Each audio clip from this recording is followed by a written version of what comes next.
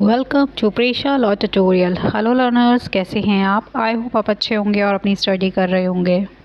जैसे कि हमारी लेक्चर सीरीज़ चल रही है लीगल हिस्ट्री सब्जेक्ट पर, और लास्ट वीडियो में हमने development of personal law and criminal law की बात करी थी, और आज हम प्रोग्रेसिव सोशल लेजिस्लेशन इन कॉलोनियल इंडिया इस टॉपिक को स्टार्ट कर रहे हैं।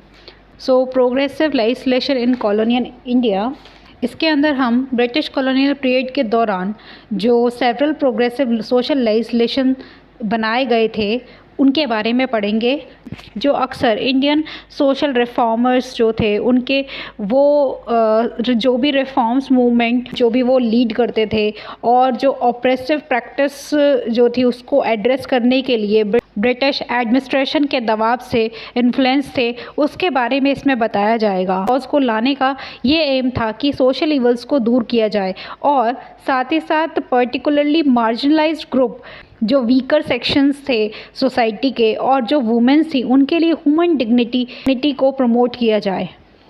फर्स्ट हम इसका लेजिस्लेशन पढ़ेंगे जो कि है एबॉलिशन ऑफ सती एक्ट, जो कि 1829 में लागू हुआ था। फर्स्ट हम इसका कॉन्टेक्स्ट पढ़ेंगे। तो सती प्रथा भारत के कुछ हिस्सों में, खासकर बंगाल के, एक धार्मिक प्रथा मतलब रिलीजियस प्रैक्टिस, जहां विडोज को अपने डिकीज मतलब कि जो हस्बैंड की अगर डेथ हो जाती है कि चिता पर उसे फोर्सली या फिर वॉलंटरी तरीके से उसे वो सेक्रीफाइस देती थी, मतलब उसकी बलि दी जाती थी। यह सोसाइटी नॉर्म्स और पैट्रियार्चल वैल्यू में गहराई से रूटेड थे, मतलब वहाँ पे निहित थे, जिसे हिंदू रीति रिवाजों को कुछ ऑर्थोडॉक्स इंटरप्रिटेशन द्वारा बरकरार रखा गया था। नेक्स्ट इसमें आता है इनह्यूमनिटी ऑफ प्रैक्टिस। तो सती प्रथा को विडो की अपनी हस्बैंड के डिवोशन का ग्लोरिफिकेशन, मतलब वो कितनी डेडिकेटेड अपने हस्बैंड को वो माना जाता था, और लेकिन अक्सर कोरोजन मतलब ज़बरदस्ती और सोसाइटल प्रेशर भी इसके अंदर शामिल होता था, जिससे वुमेन के पास बहुत कम या कोई ऑप्शन नहीं बचता था। तो उन्हें फोर्सली सेक्रीफाइस किया जाता था, उन्हें चिता पर बैठाया जाता था अपने हस्बैंड की डेड बॉडी के साथ, फिर उन्हें उससे साथ में जलाया जाता था।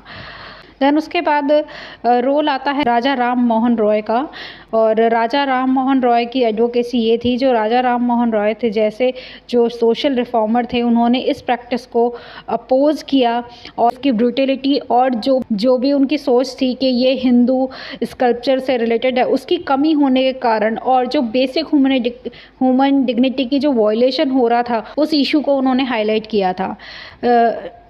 राजा राम मोहन रॉय एक सोशल रिफॉर्मर ने हिंदू स्कल्पचर से ऐसे एविडेंस पेश किए जो सती प्रैक्टिस को मैंडेट नहीं करते थे। उनका आर्ग्यू या तर्क ये था कि यह प्रैक्टिस रिलीजियस टीचिंग का डिस्टॉर्शन है। अब हम बात करेंगे कॉलोनियल पीरियड की, कि कॉलोनियल कॉन्टेक्स्ट में इसका क्या रोल था। तो उस समय इंडिया के कुछ पार्ट्स पर रूलिंग कर रहे ब्रिटिश ने शुरू में इंडियन रिलीजियस प्रैक्टिस में इंटरफेयर करने के लिए इच्छुक नहीं थे, वो इंटरफेयर नहीं करते थे, रेलुक्टेंट थे। हालांकि रिफॉर्मर्स की बढ़ती नाराज़गी और इस प्रथा की जो भी इनह्यूमनिटी ने एडमिनिस्ट्रेशन को कार्रवाई करने के लिए मजबूर किया। हालांकि सोशल रिफॉर्मर्स की बढ़ती नाराज़गी और इस प्रथा की जो भी इनह्यूमनिटी जो भी प्रैक्टिस चल रही थी, उसकी वजह से जो ब्रिटिश एडमिनिस्ट्रेशन थे उनको इस प्रैक्टिस के अगेंस्ट कार्रवाई करने के लिए मजबूर किया गया। देन नेक्स्ट आता है role of lord William Bentinck. तो एबॉलिशन ऑफ सती प्रथा जो था वो बहुत स्पीयर हेडेड था, मतलब कि वो बहुत ज़्यादा इन्फ्लुएंस कर रहा था। तो इंडिया के जो गवर्नर जनरल थे उस टाइम पे William Bentinck, abolition of Sati practice में इन्होंने इस मुद्दे को या इस इशू को या इस सोशल रिफॉर्म को एक ब्रॉडर एजेंडा के रूप में माना था। देन नेक्स्ट आता है इसमें regulation of 17 of Bengal code 1829। इस रेगुलेशन ने सती प्रथा को इलीगल डिक्लेयर कर दिया। इसने सती प्रथा में भागीदारी या ज़बरदस्ती को कल्पेबल होमिसाइड के रूप में क्लासिफाइड किया, जो लॉ के अंडर पनिशेबल है। यह लॉ शुरू में बंगाल प्रेसिडेंसी में लागू किया गया था, जहां यह प्रथा सबसे अधिक प्रेवेलेंट थी, लेकिन बाद में इसे ब्रिटिश इंडिया के अदर पार्ट्स में भी लागू किया गया। देन नेक्स्ट अब हम पढ़ते हैं इम्पैक्ट। तो एबोलिशन ऑफ सती प्रथा का जो है या सती प्रैक्टिस का जो है उसका एबोलिशन जब हुआ था तो उसका क्या इम्पैक्ट पड़ा सोसाइटी पर। तो देन फर्स्ट इसके अंदर आता है एंडिंग अ सोशल इवल। तो ये लॉ इंडिया में जेंडर बेस्ड ऑपरेशन को एड्रेस करने में एक मार्क टर्न पॉइंट साबित हुआ। मतलब कि जो भी वुमेंस के साथ जो भी ये सती प्रथा के आड़ में जो भी नाइंसाफ़ी हो रही थी उसको ख़त्म कर दिया गया। ये एक सोशल ईवल के रूप में चल रहा था, उसको ख़त्म कर दिया गया। देन साथ ही साथ ये ब्रिटिश एडमिनिस्ट्रेशन द्वारा एक डीपली एंट्रेंच्ड मतलब एक गहरी जड़ें जमाए हुए था ये प्रथा जो थी, जो इंडिया में डीपली एनरूटेड थी। और यह जो ब्रूटल सोशल कस्टम था उसको हटाने के लिए उठाए गए पहले बड़े कदमों में से एक था। देन नेक्स्ट आता है रेसिस्टेंस फ्रॉम ऑर्थोडॉक्स सेक्शन। इस एक्ट को ट्रेडिशनलिस्ट और रिलीजियस कंजर्वेटिव्स से काफ़ी अपोजिशन मतलब विरोध का सामना करना पड़ा, जिन्होंने रेगुलेशन को रिलीजियस एंड कल्चरल प्रैक्टिस पर इन्फ्रिंजमेंट के रूप में देखा। उन्होंने ये कहा कि जो भी सती प्रथा है वो हमारा ट्रेडिशनल है और अगर आप अबॉलिशन ऑफ सती प्रथा रखते हैं तो वो इस एक्ट के खिलाफ थे जो लोग सती प्रथा के फेवर में थे। देन दूसरा इसके और साथ ही साथ इसके अंदर प्रोटेस्ट और डिबेट भी शुरू हो गई।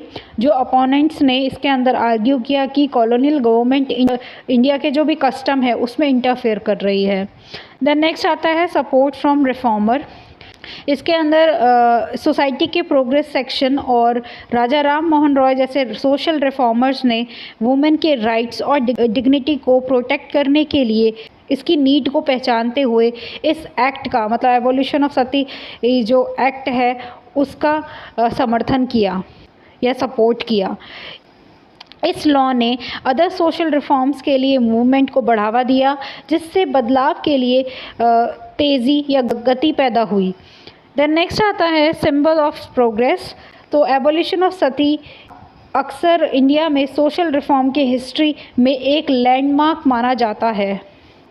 इसने जड़ जमाए हुए जो भी इनजस्टिस से निपटने के लिए सोशल एक्टिविज्म जो कि इंडियन रिफॉर्मर द्वारा इसे लीड किया जा रहा था और स्टेट इंटरवेंशन जिसमें ब्रिटिश एडमिनिस्ट्रेशन ने वर्क किया, वो भी वुमेन के साथ इनजस्टिस हो रहा था उसको सॉल्व किया और साथ ही साथ जो भी वुमेन की डिग्निटी को प्रोटेक्शन प्रोवाइड किया। लास्ट में हम पढ़ेंगे कॉन्क्लूज़न। तो abolition of Sati act 1829 India के सोशल और लीगल हिस्ट्री में इम्पॉर्टेंट मूवमेंट था।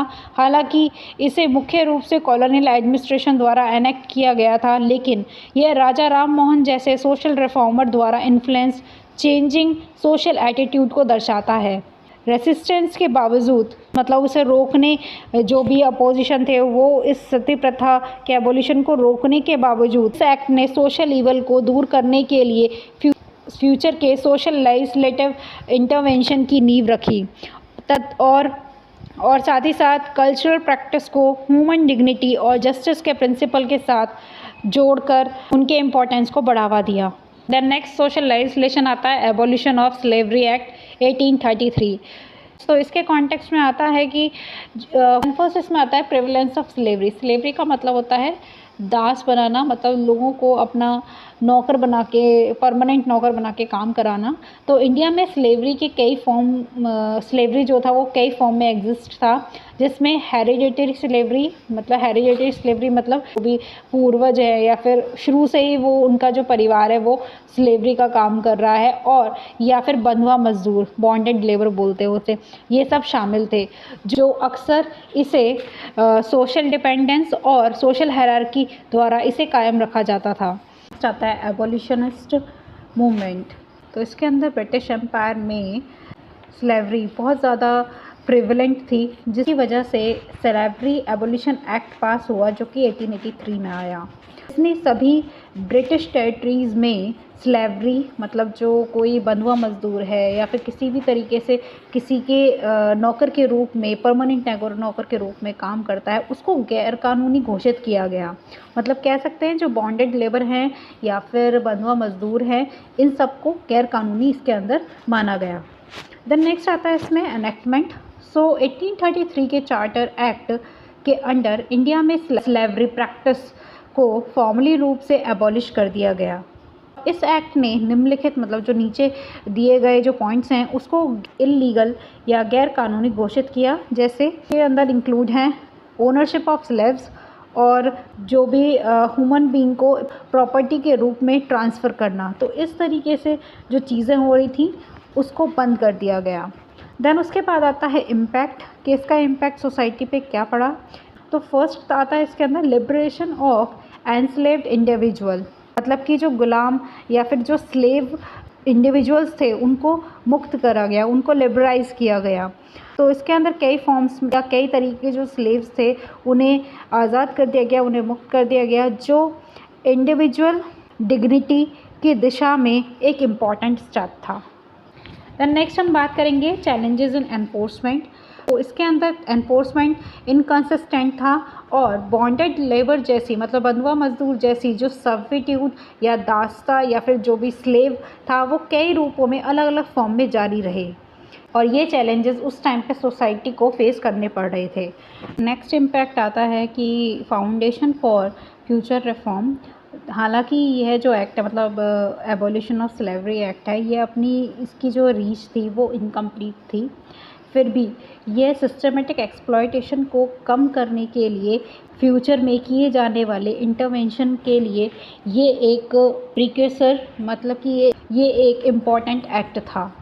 देन नेक्स्ट आता है caste disabilities removal act 1850। Then इसके अंदर कॉन्टेक्स्ट की बात करते हैं तो इसमें फर्स्ट आता है कास्ट बेस्ड डिस्क्रिमिनेशन। इसके अंदर रिज्ड कास्ट सिस्टम ने लोअर कास्ट को मार्जिनलाइज कर दिया और साथ ही साथ उन्हें प्रॉपर्टी इनहेरिटेंस के साथ सोशल एंड इकोनॉमिक राइट्स देने से मना कर दिया। देन उसके बाद आता है रिलीजियस कन्वर्जन। तो किसी अदर रिलीजन पर्टिकुलरली क्रिश्चियनिटी में कन्वर्ट करने से अक्सर इंडिविजुअल जो भी इंडिविजुअल कन्वर्ट करते थे उनको सोशल ऑस्ट्रेसिज्म मतलब कि उन्हें सोसाइटी से बेदखल करना और उनका साथ ही साथ इनहेरिटेंस राइट जो था वो ख़त्म हो जाता था। देन नेक्स्ट इसमें आता है एनेक्टमेंट। तो इस एक्ट में मतलब कास्ट डिसेबिलिटी रिमूवल एक्ट जो 1855 में आया था इस एक्ट ने इंडिविजुअल द्वारा जो भी नीचे दिए गए जो कारण हैं सामना किए जाने वाली जो भी लीगल डिसेबिलिटी है उसको दूर किया।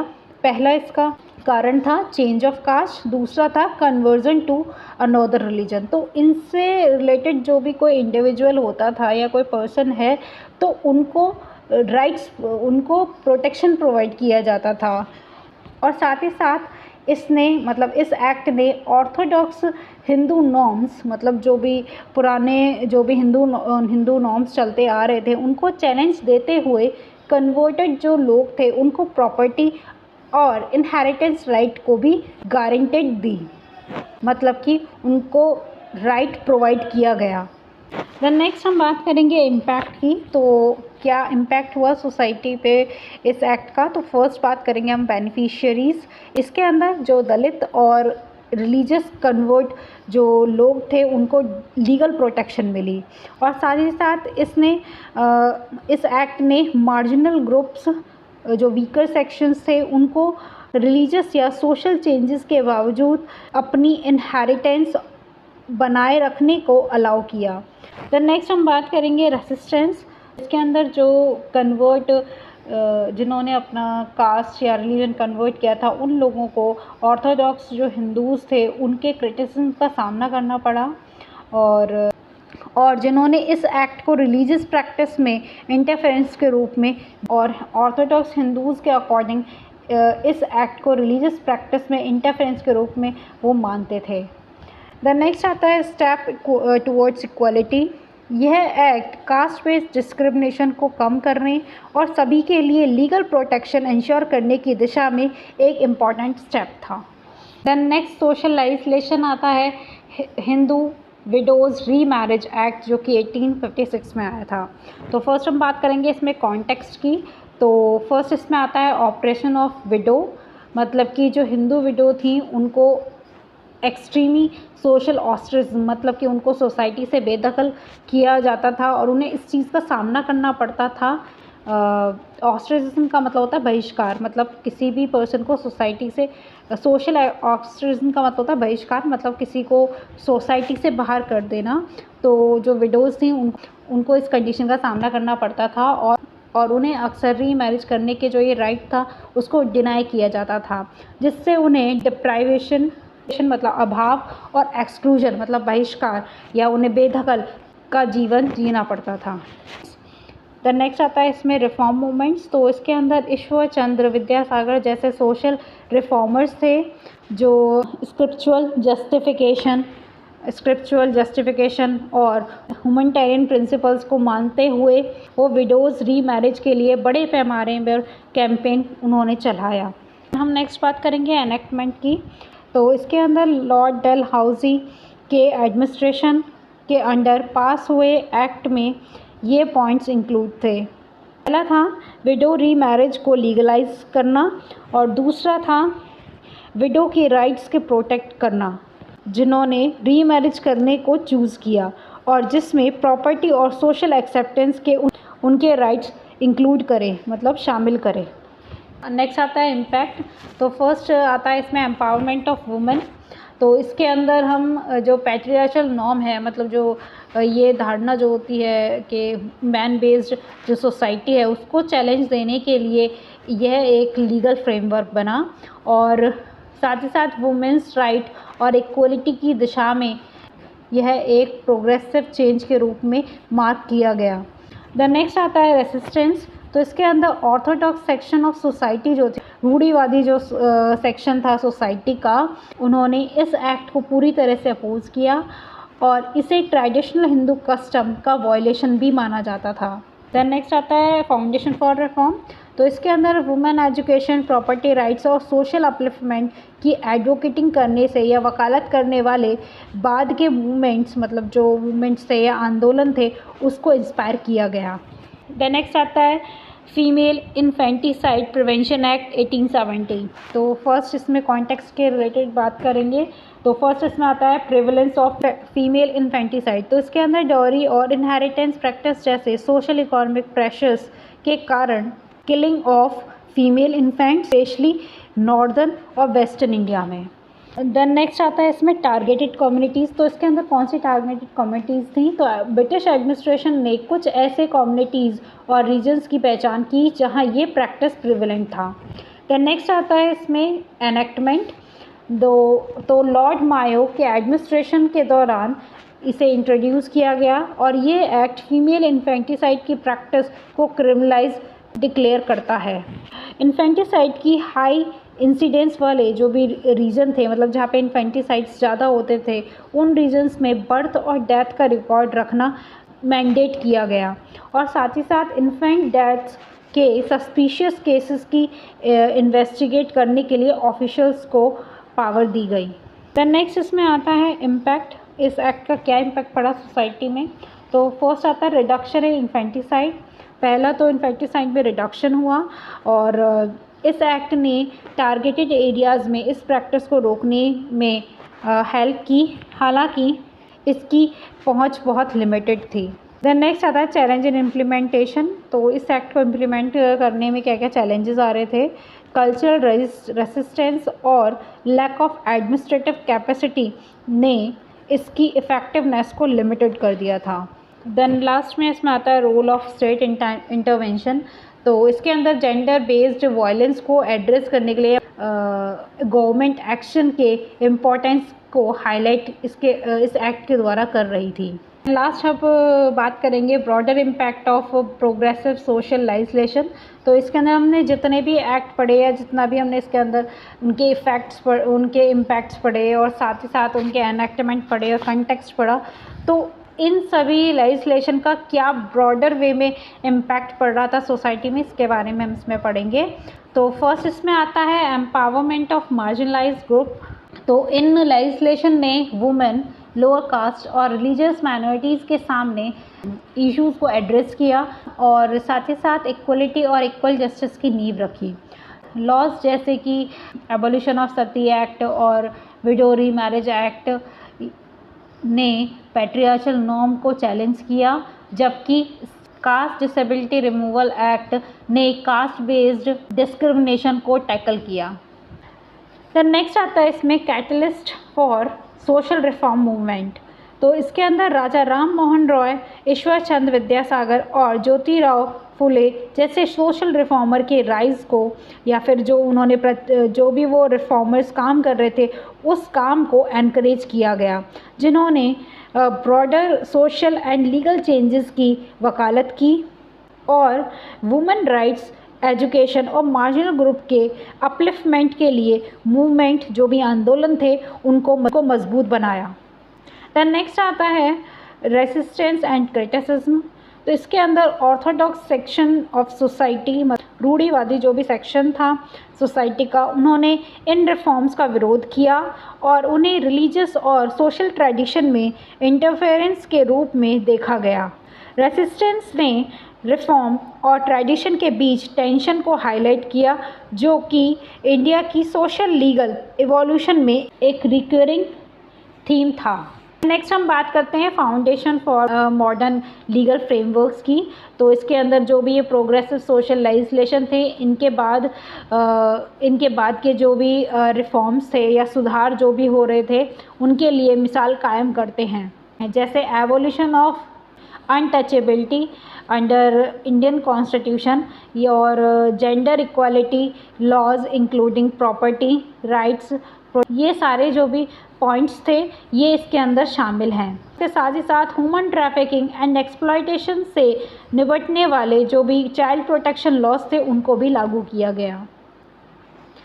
देन लास्ट में आता है कॉन्क्लूज़न। तो जो आज हमने टॉपिक पढ़ा है progressive social legislation of the colonial period, ये एक मोर इक्विटेबल सोसाइटी की ओर एक ही जर्नी थी, जो कि एक माइलस्टोन की तरह इसने या टर्निंग पॉइंट की तरह इसने काम किया था सोसाइटी को चेंज होने में।